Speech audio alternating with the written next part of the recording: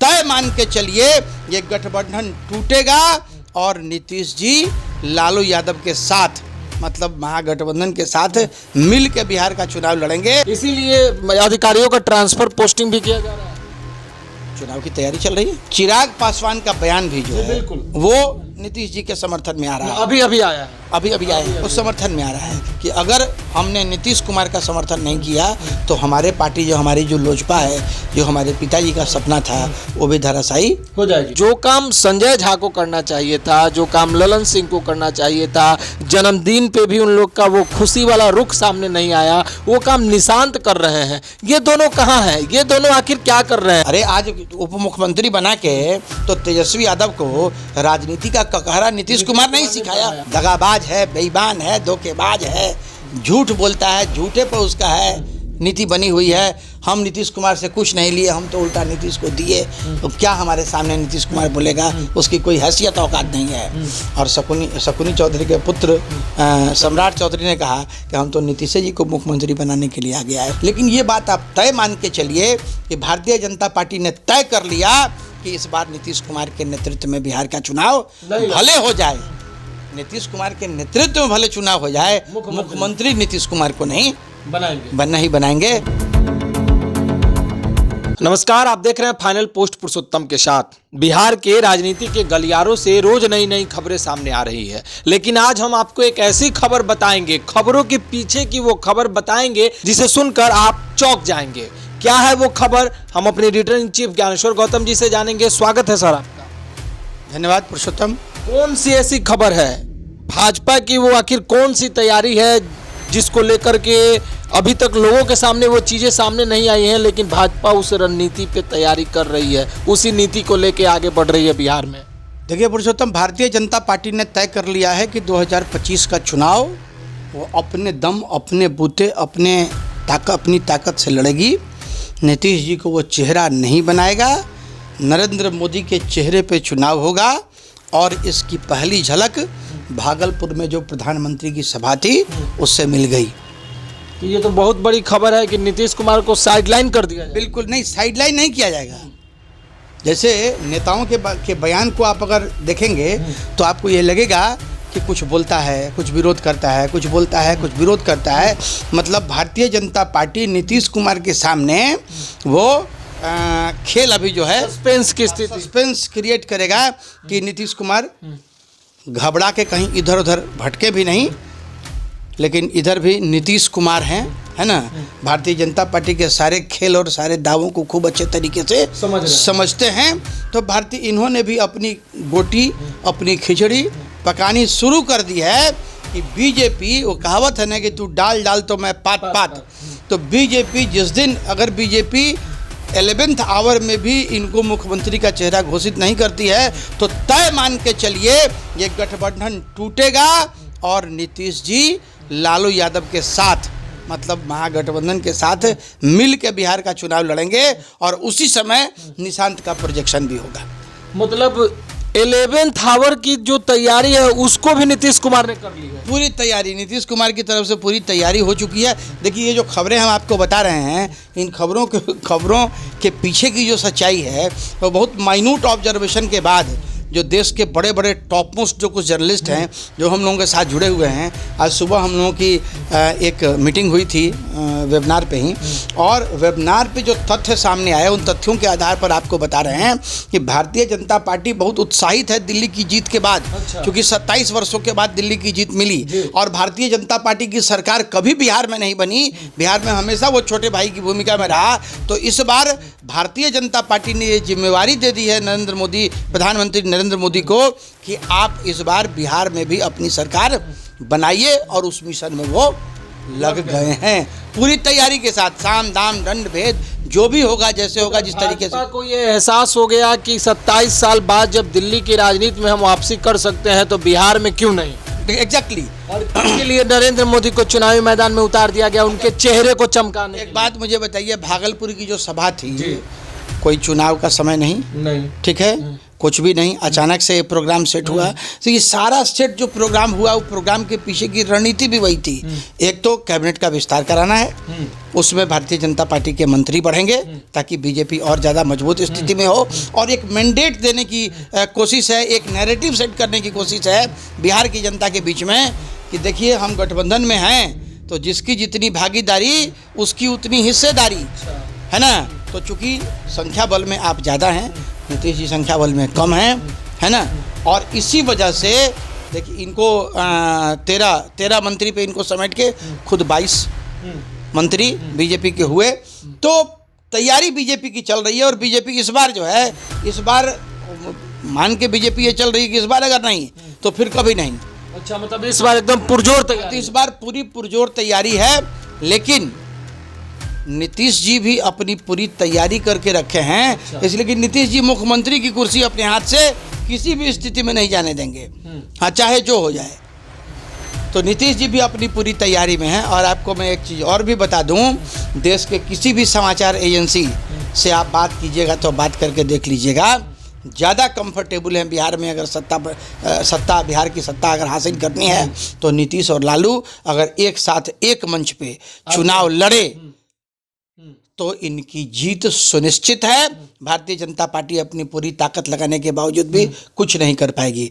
दूसरा एक चीज़ और आपको बताएं, आप देखिएगा चिराग पासवान का बयान भी जो है वो नीतीश जी के समर्थन में आ रहा है। अभी आया है, अभी आया है, उस समर्थन में आ रहा है। चिराग पासवान को भी इस चीज़ की खूब अच्छे तरीके से जानकारी है कि जिस तरीके से क्षेत्रीय दलों को दाबने में, बर्बाद करने में भारतीय जनता पार्टी की महारत हासिल है, तो आज अगर नीतीश जी के साथ भारतीय जनता पार्टी दगा करती है, अच्छा। तो वैसे स्थिति में कल हम लोगों का भी खात्मा, हम लोगों का भी खात्मा, कहानी हमारी खत्म हो जाएगी। इसलिए चिराग पासवान को भी ये बात खूब अच्छे तरीके से समझना चाहिए कि अगर क्षेत्रीय दलों के सफाए में हमको भी साफ हो जाना है, तो वैसी स्थिति में नीतीश कुमार का समर्थन नहीं भी करें तो कोई फर्क नहीं पड़ता है। लेकिन चिराग बहुत मजबूती के साथ नीतीश जी के साथ खड़े हैं, है ना। और चिराग को ये पता है कि अगर हमने नीतीश कुमार का समर्थन नहीं किया तो हमारे पार्टी जो हमारी जो लोजपा है, जो हमारे पिताजी का सपना था, वो भी धराशायी हो जाएगा। अच्छा, एक बात बताइए, नीतीश जी अगर अंतिम वक्त में 11th आवर में पटक देते हैं, भाजपा को पटक देते हैं और आरजेडी के साथ शिफ्ट हो जाते हैं, तो ऐसी स्थिति में चिराग का क्या होगा, उपेंद्र कुशवाहा का क्या होगा, जीतन राम मांझी का क्या होगा? देखिए, उन लोगों के बारे में अभी तो हम लोग नहीं तय कर पाए हैं, है ना, कि क्या होगा। लेकिन मुझे लगता है कि इनमें से किसी की आवश्यकता नहीं है। नीतीश और आरजेडी, मतलब जनता दल यूनाइटेड और आरजेडी अगर दोनों एक साथ एक मंच पे चुनाव लड़े, है ना, तो 180 से 200 सीट। अच्छा, ये माना जा सकता है कि नीतीश कुमार के कारण ही इन जिन लोगों का नाम मैंने बताया, छोटे छोटे दल, इनका भी इमेज बरकरार है। एग्जैक्टली बरकरार है। अगर नीतीश हट जाते हैं तो ये लोग किसी काम के नहीं। नीतीश हट जाते हैं तो इनकी मजबूरी हो जाएगी, नहीं क्या करेंगे। नीतीश कुमार की जड़ें जितनी गहरी हैं उतनी गहरी तो इनकी है नहीं, इनकी तो मजबूरी रहेगी, है ना। इन्हीं से निकले हुए लोग हैं। हाँ, इन्हीं से निकले, इनकी मजबूरी रहेगी उसके बाद कि या तो आरजेडी महागठबंधन के साथ रहें या फिर एनडीए के साथ रहें।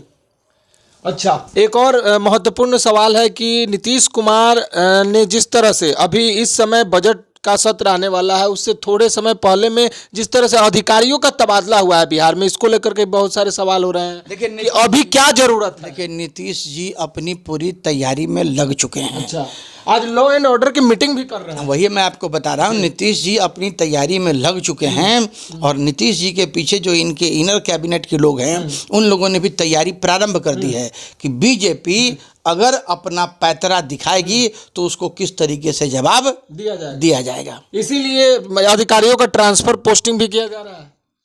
चुनाव की तैयारी चल रही है। चुनाव की तैयारी है। 2-3 सवाल और महत्वपूर्ण सवाल हैं। जो काम संजय झा को करना चाहिए था, जो काम ललन सिंह को करना चाहिए था, जन्मदिन पे भी उन लोग का वो खुशी वाला रुख सामने नहीं आया, वो काम निशांत कर रहे हैं। ये दोनों कहाँ हैं? ये दोनों आखिर क्या कर रहे हैं? 12 सांसदों को लेकर भागने की तैयारी में तो नहीं है। आरजेडी ने आरोप भी लगा दिया। देखिए, एक चीज आपको बता दें, 12 सांसदों को लेके जाने की स्थिति बन सकती है। 12 तो नहीं जाएंगे, हाँ, लेकिन 3-4 सांसद जो है वो 3-4 सांसद अपना पलड़ा बदल सकते हैं, लेकिन एक बात आप समझ लीजिएगा, अंगूर के गुच्छे से जो अंगूर टूट जाता है ना, उसकी कीमत बहुत कम हो जाती है।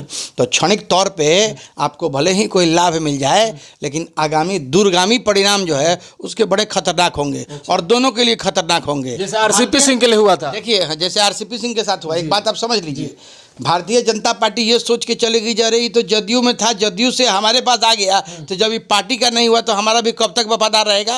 और जनता दल यूनाइटेड से आप चले जाइएगा तो जनता दल यूनाइटेड आपको लात मारिए देगा।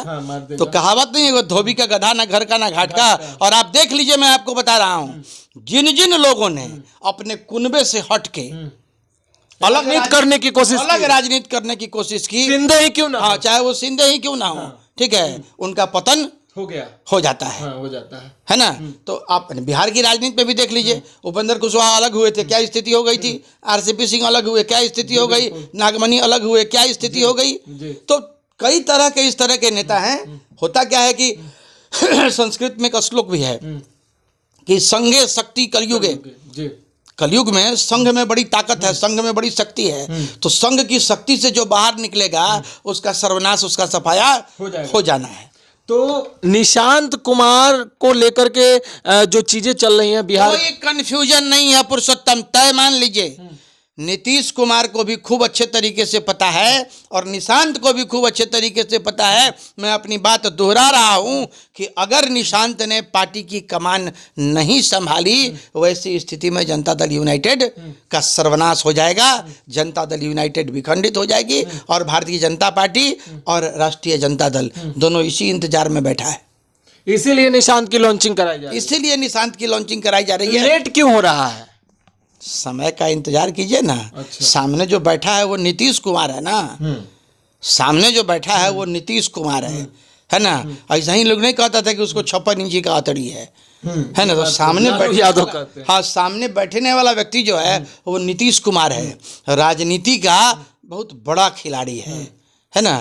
राजनीति के खेल को, नीतीश कुमार के राजनीति के खेल को समझना सब किसी के बस की चीज नहीं है। एक सवाल और आ रहे हैं कि बार बार ये पलटी मारने और इधर उधर जाने से नीतीश कुमार के लिए खतरे की घंटी नहीं होगी? कमाल करते हैं, खतरे की क्या घंटी है। 2015 में मैंडेट आपके अगेंस्ट में जा रहा था, आपने बहुत अच्छा किया, आप आरजेडी के साथ चले गए, आपने सरकार बना ली, फिर आपने फिर आप भाजपा के साथ आ गए। 2020 की स्थिति आप देख लीजिए, 2020 में क्या स्थिति बीजेपी ने आपकी कर दी।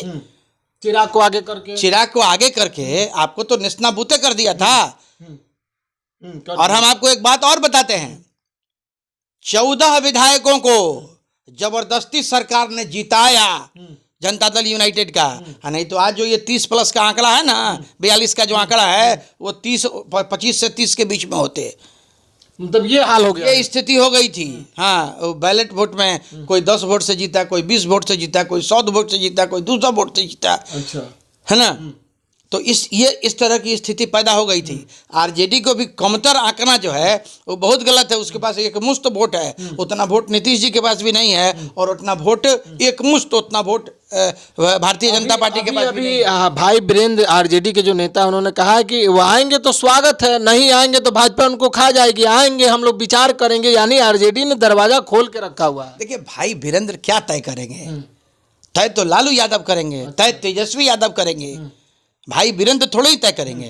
भाई वीरेंद्र ठीक है, वो एक राजनीतिक चेहरा है, अपनी तरफ से बयानबाजी करते हैं, लेकिन एक बात मैं आपको ऐसा एक बात आपको बताते हैं, जिस तरीके से भारतीय जनता पार्टी अपना कैलकुलेशन सेट करती है, उसी तरीके से नीतीश जी भी अपना कैलकुलेशन सेट करते हैं, और उसी तरीके से लालू यादव भी अपना कैलकुलेशन सेट करते हैं, है ना।